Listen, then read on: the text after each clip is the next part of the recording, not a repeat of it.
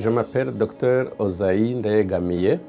Je suis gynécologue obstétricien au Burundi, à l'hôpital militaire de Kamenge à Bujumbura. J'ai fait ma formation de médecine au Burundi. J'ai fait ma spécialité en gynécologie obstétrique en France. J'ai pris connaissance de la Fondation Merck et du programme fertilité par la Fondation Merck à travers le bureau de la première dame de notre pays et le ministère de la Santé publique et de la lutte contre le sida dans notre pays. Les défis de la fertilité dans notre pays au Burundi, ils sont énormes parce qu'il n'y a aucune base déjà faite jusqu'à présent. Dans notre pays, il n'y a pas de programme déjà existant de fertilité. Dans notre pays, il n'y a pas de médecins qui sont formés en fertilité. Dans notre pays, il n'y a pas de techniciens de laboratoire qui sont formés en fertilité. Dans notre pays, il n'y a pas d'équipement en fertilité.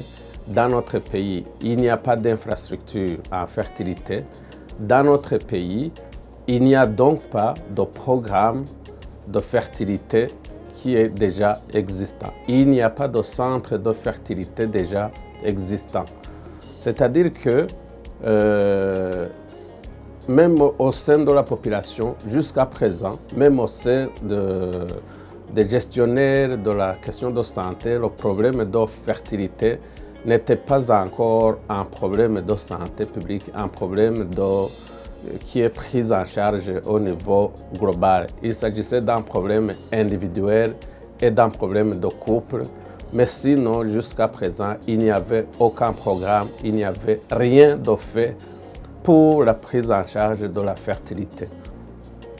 Nous constituons la première équipe, nous constituons le tout début d'un programme de fertilité dans notre pays grâce au programme fertilité de la Fondation Merck à travers le bureau de la première dame de notre pays et à travers le ministère de la Santé publique.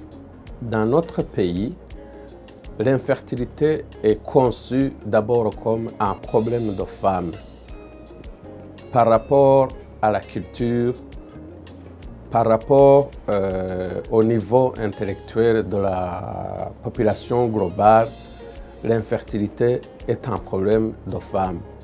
Et donc, ça signifie qu'il n'y a que très souvent les femmes qui sont victimes de ce problème d'infertilité.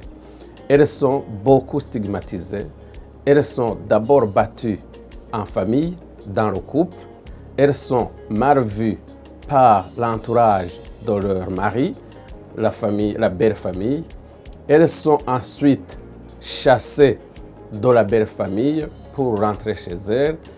Et chez elles aussi, elles ne sont pas bien accueillies. Elles ne trouvent pas facilement de deuxième mari ou de troisième mari parce que ça devient comme un handicap qui est collé sur eux, un handicap pour le fait qu'elles ne font pas d'enfants. Et donc, partant, il n'y a que très peu de masculins, il y a très peu d'hommes qui savent que l'infertilité peut être à la fois féminine, peut être à la fois masculine et qui se donnent sur prescription de médecins gynécologues qui acceptent de faire les bilans ensemble avec leurs femmes, d'abord qui acceptent de venir en consultation avec leurs femmes et qui acceptent de faire les examens ensemble avec leurs femmes. Les quelques hommes qui l'acceptent, ce sont les quelques hommes qui sont intellectuels, qui vivent dans les villes, qui côtoient les milieux des médecins, les milieux des gynécologues, qui sont au courant de ce message. Sinon, globalement, le problème d'infertilité est un grand problème social dans notre pays parce que provoque, d'abord conçu comme un problème uniquement féminin et provoque une discrimination sociale féminine, une discrimination qui va même je dirais, à l'étape de maltraitance. Les femmes sont très souvent victimes de ce genre de maltraitance. Elles sont battues, elles sont chassées, elles sont vraiment mal prises et mal vues par rapport à ce problème d'infertilité. Quand j'ai appris que je faisais partie de la première équipe qui devait venir en formation sur la fertilité, j'étais très content. Très content parce que dans la formation de base de gynécologue obstétricien, on n'avait pas cette formation, ce programme de fertilité ne fait pas partie. Donc, malgré qu'on était des gynécologues, on n'avait pas de base suffisante dans la prise en charge de la fertilité. Dans cette formation pratique, nous avons pu passer dans pratiquement tous les services qui constituent la chaîne de prise en charge de l'infertilité. C'est-à-dire, nous avons passé en consultation parce que c'est là où il y a le premier contact entre le couple infertile et le médecin. C'est là où vous apprenez l'histoire de ce couple.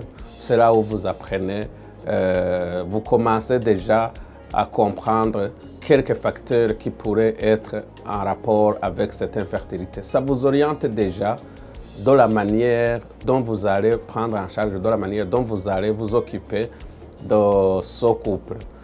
Nous sommes ensuite passés dans les différents services qui s'occupent des examens complémentaires, des bilans pour essayer de comprendre et de trouver l'étiologie ou les causes de cette infertilité.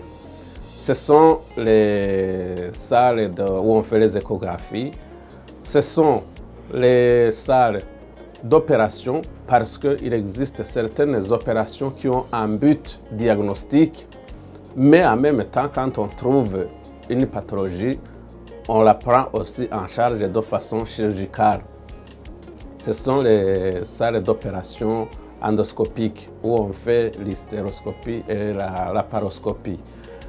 C'est aussi, et très important, les laboratoires, parce qu'il existe des laboratoires d'andrologie où on s'occupe beaucoup plus de l'examen du sperme de l'homme et le laboratoire d'embryologie où on s'occupe à la fois de la gestion des ovules et à la fois de la gestion des embryons dans la fécondation in vitro. Je pense que je ne pourrais pas trouver une expression pour exprimer mes remerciements que j'ai à l'endroit de la Fondation Merck pour plusieurs choses, pour à la fois avoir pensé à notre pays, pour à la fois avoir pensé à nous-mêmes et pour à la fois avoir supporté toute cette formation qui sera d'un très grand intérêt pour nous, qui sera d'un grand intérêt pour les malades, les patients, les Burundais, et qui sera d'un grand intérêt aussi pour notre pays. Burundi.